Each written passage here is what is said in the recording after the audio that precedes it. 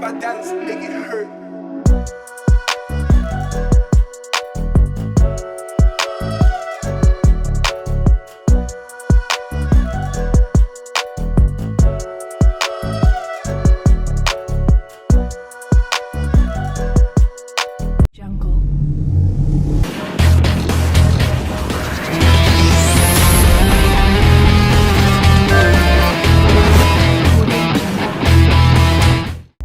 Charlie, so Abi, we told you we'd run tests for all our dogs. We do this on a quarterly basis, every time for all our dogs. So we delayed this one till now because we're waiting for some of our dogs to arrive, and hopefully they have. Falco from Royal Line, Nigeria, Evraft and Eva from Fly Flow in Russia. They are in, and that's Dr. Koney. He's here to sort us out. No be small. So we do this for our dogs quarterly basis. We advise all breeders to do the same. You don't necessarily need to wait until your bitch is in heat or you want to use your male for start service before you run this test. I mean, this is the only way you can tell if something is wrong with your dog, or if there's something wrong with your dog, you can correct it and then go for a review again. Days or even weeks ahead of time of meeting. So for Colt, we need to muzzle him. For Colt, we need to muzzle him because he's not comfortable with needles. That's the first step. And then that's the first thing, sorry. And then the fact that it's someone else that is doing it, we're ending war. That's why we had to muzzle them. So some of our dogs were muzzled, others are fine with needles, and then they were okay. So generally it's vaccinations, that is dhpp.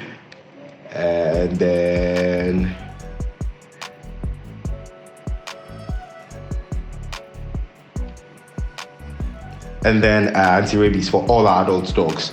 Okay, so I'll say this here now. I wasn't a believer in this annual vaccine thing until recently, that people started losing their adult dogs over things that we could have prevented if we did our annual vaccinations. It has a whole lot of things up to it. I'll try and share a link for you to read and then decide for yourself if annual vaccinations are okay for you or not. To me, it makes sense now after experiencing some unfortunate events and others. Because a friend lost his dog and sent liver samples, I think all the way to the US or UK, and then it was distemper. An adult dog that was about 3 years old that had taken 3 shots that basically we all do in Ghana. And if we had continued with the annual vaccine, probably the dog would have been alive by now. So I'm not taking any chances. After all, how much? So then that's lady, one of my favorite girls. She's 6 years old. She has a wound on her ear that's refusing to heal because she's always scratching and always have flies in her ears. So then we advise to use a e-collar on her neck so that she doesn't scratch it herself, and then apply drugs on it. And now this is about 3-4 days ago. It's almost completely healing now. So for all our dogs, aside the rabies vaccination and then the dhpp, we are doing for all of them Brucellosis tests, for all of them CBC, and then for the males Preputal swab, for the females vaginal swab. So that's just about it for our dogs.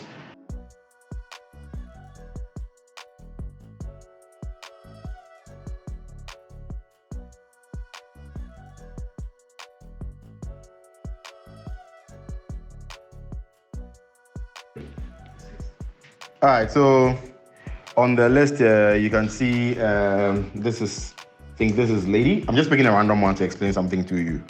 So then this is, let me find lady's one. I have all the results here. Yes. So this is lady, and that's what is on your screen. So you can see she did CBC, she did vaginal swab, she did Brucella test. And then Brucella is negative, like I said, for my dogs. For lady, vaginal swab, no microbes. Blood too, I think. She also doesn't have babesia. She's clean, so completely clean, like no microbes detected in any part. But then her problem is when we go into detail. So look at the small brown paper that is going to zoom in. You have pet name, lady there. You have param, then you have results, you have info, you have range. So let's deal with that. So WBC is white blood cell. The LYM you see there is lymphocytes. It's also a kind of part, but it's an important part of the white blood cell. And then you have the MID, I think. The MID is mid-range absolute count. This is a less frequently occurring and rare cell, which includes monocytes, Brucellosis, and others. And then you have GRAN percentage, that's granulocytes. So then let's do this. Anywhere you see a percentage, it's about percentages, and anywhere you see the hash, it's about the number. So let's take the WBC. So the WBC, the result, that's a white blood cell. The result is 13.6, and the range is 6 to 17.0. So that means she's well within range. Then the lymphocyte percentage is supposed to be between 12 to 30. She has 23.1%, and that is fine. And then that's the mid-range absolute count percentage is 14.2, which is very high. And then we'll get to know why it's that high there. Then the that's the granulocytes percentage is 62.7. And then the range is between 60 to 83. So we are well within range. And then we have the LYM number. That is also another type of white blood cell that accounts for 20 to 40% of total white blood cells. Yes, and then for that we have 3.1, which is low. You can see the big L beside the numbers there. The range is 0.8 to 5.1, which means the lymphocytes are low. And then again, you have the mid-range absolute for this is 1.9, and the range is 0.0 to 1.8, which means it's high. Then you have the RBC. RBC is red blood cell count. So if the red blood cell count is high, it means the dog is either dehydrated, has a heart disease, has a polycythemia vera, or it's a bone disease, which is causing the body to produce, the body to produce more than usual red blood cells needed. And if it's low, basically it's just anemia. So red blood cell for lady is 6.46, and the range is 5.50 to 8.50. We are well within range, but it's on the lower side, so you can see the L there. And then we have the HGB. HGB is hemoglobin. And then this is the oxygen carrying component of the red blood cell, that's the hemoglobin. And then for lady, we have 13.4. And then the range is between 11 to 19, and you can see it's still on the lower side. And then we have the HCT. HCT is the volume percentage of red blood cells in the blood measured as part of a blood test. And then for this, we have 44. And then the range is between 39 to 56. Yes. So generally, what we can see from this is, let's deal with the highs and lows. So what I was advised to do is get my dog to take in more water, and then putting them on a very good blood tonic. So we started treatment once we got the results for this. So lady in particular has no parasites or anything, so she's not on any kind of antibiotic treatment or anything at all. So she is just supposed to take more water, and then she's supposed to eat healthy, as she's already doing, and then she's supposed to be put on blood tonic. For her case, it's understandable because her last birth was through a CS, and I think after she fell, she was ill after, and I didn't consider putting her on any kind of blood tonic, so I'll blame myself for that. Yeah, so these are the kind of information you get from during a CBC test for your dogs, and it's not quite important. It is very, very important for you to do it. I mean, I even just explained briefly. If you get to meet any of your vets, you can sit them down, let them explain into detail for you. Because, without doing this, I wouldn't have known that lady it was in my mind, and I already knew that she had done a CS, and then she felt ill and all that. But then I didn't see the need to put her on any kind of blood tonic or any kind of medication to help replace whatever it is. I mean, help the body replace whatever is lost. So then probably she could come on heat again. I'd mate. I might lose the pregnancy, or if she gets pregnant, anything can happen. If I have to do another CS, probably I might end up losing her because she might lose too much blood than usual. So then, I mean, these CBC tests are very, very important. In my case, I'm just explaining just because she's lost blood. I mean, if you get situations where the white blood cells are very high, it means the body is fighting an infection. Most likely, your body is fighting an infection. So if your dog has Babesia maybe plus, or maybe Candida plus, or any of these gonorrhea infections and all that, the body tries to fight. You'd have very high levels of white blood cells. But then you just don't do a CBC at end there. I mean, you do further testing. So after CBC, you do your Preputal. You do if there's an ear swab, you do it. If you need to do a nasal swab, you do whatever it takes to get your dogs in optimal breeding conditions. Please do. Their health is powerful.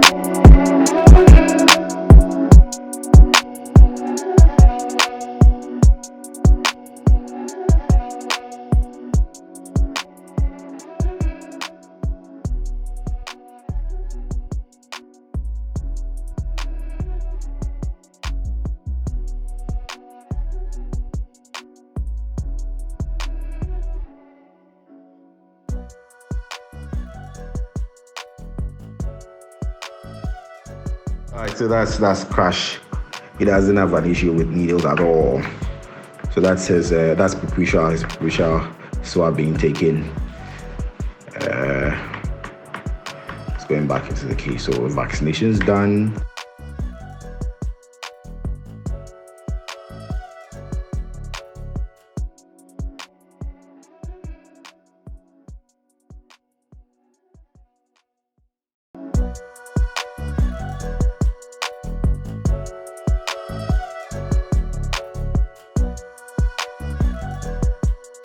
Swabs taking. That's as a Klaus daughter I kept.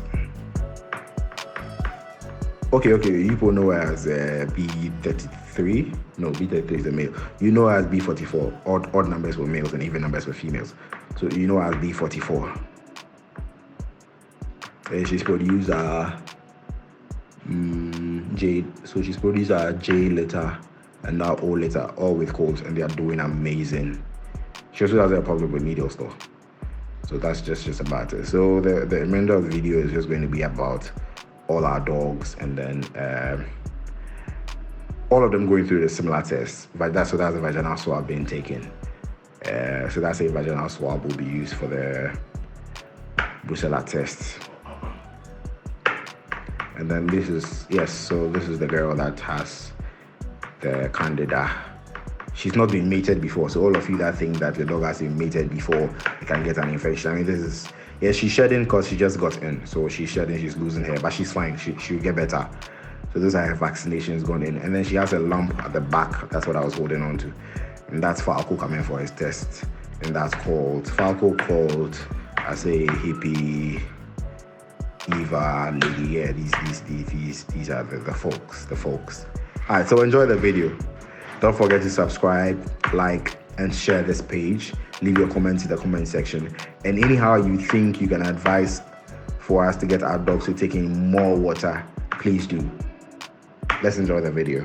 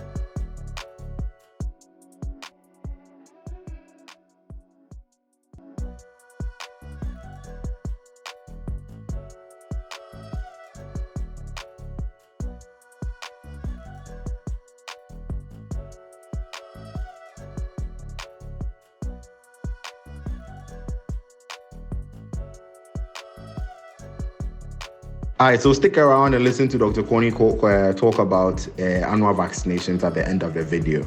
So just stick around, watch, enjoy the dogs. I mean, I told you my dogs, yes, some of them don't agree with each other and all, but we do what we have to do. Yeah, that's Falco on the floor, yeah. All right. And then for Hippie, he's not comfortable with leashes. That's the problem. That's why everything was done for him in the kennel. He's not comfortable with leashes. He's not comfortable with strangers. Yeah, so that's just about it.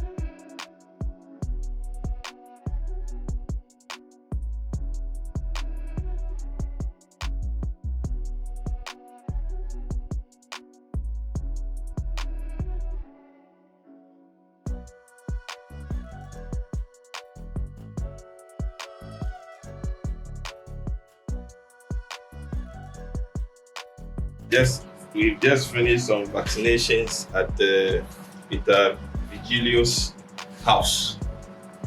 These are annual vaccinations, which comprises the 5-in-1 and then the anti-rabies. 5-in-1 is a combo of distemper, hepatitis, leptospirosis, parainfluenza, and parvovirus vaccine. That's 5-in-1. In some jurisdictions, there are individual vaccines because of what disease condition, which is prevalent in those countries. But in Africa, we have all of them together. That's why we do the 5-in-1. The anti-rabies also is given from 3 months. After 3 months, the first one is given at 3 months, then from there every year. The 5-in-1 vaccine itself starts at 6 weeks. We do it at 6 weeks, 8 weeks, and then 12 weeks. Like I said, the vaccine has 5 components which targets different systems. Distemper, for instance, will target the brain and the nervous system. The hepatitis will target the liver. The leptospira will target the kidneys. The parainfluenza will do the respiratory system, and then the parvovirus will do the digestive system. So when you vaccinate, when you give that vaccination, it covers, I would say, the entire system of the body of the dog. So it's always important to give the annual vaccination or vaccines so that it will prevent some of these diseases, like parvovirus, for instance. Most of the dogs are not given the vaccines or are delayed in giving, so they get the parvovirus. But when you give the vaccines on time, it prevents the parvovirus. And like I'm saying, it's a virus, so it's difficult to treat. In fact, not difficult to treat, it's not treatable, but just that now we'll have to treat symptomatically. If the dog is vomiting, you have to rehydrate, you have to give antibiotic to prevent secondary bacterial infection. Antibiotics will not treat virus, but just to prevent secondary bacterial infection.